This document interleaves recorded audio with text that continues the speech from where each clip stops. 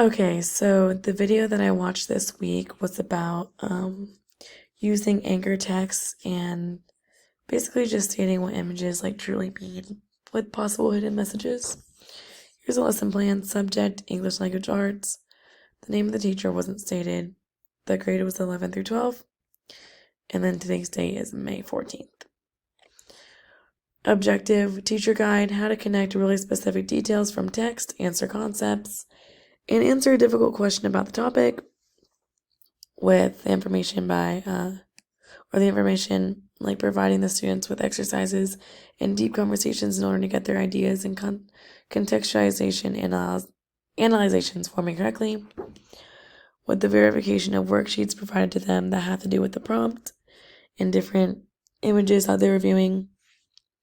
The activity was searching for different clues and hidden messages in deep, meaningful texts or pictures. Summary, just practice analysis. As for a student guide, they're exercising with magazines, looking carefully, completely analyzing it while picking it apart in the end. That's the main goal. Having them remember by writing down things that they see in the image, like the first things that come to their brain when they look at the picture. Writing down what the teacher tells them on paper, capturing what they see, hear, and think, writing it down again, and practice analysis, requirements, paper, pencil, and then the deep meaning images that the teacher showed. Resources, you need a projector, whiteboard, the internet, no additional notes. The template for the content standard, I would say their main goal is just to figure out deep meanings that aren't so obvious at first in pictures or text. Learning objective would be just to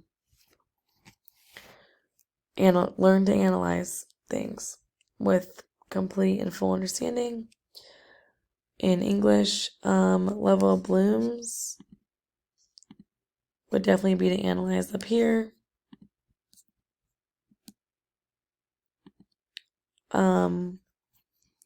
Engagement, it's definitely a challenging type of thing because the students have to think and look at deeper meanings of what they're learning about, and this could involve different types of problem solving, thinking, a lot of critical thinking.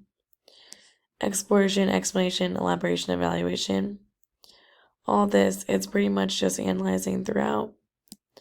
And then for evaluation, basically just to see whether the students can fully pick out meanings of different texts and images that may be in books, essays, journals, whatever, and then just find the deeper meaning of it and what the true messages are that authors may be trying to convey.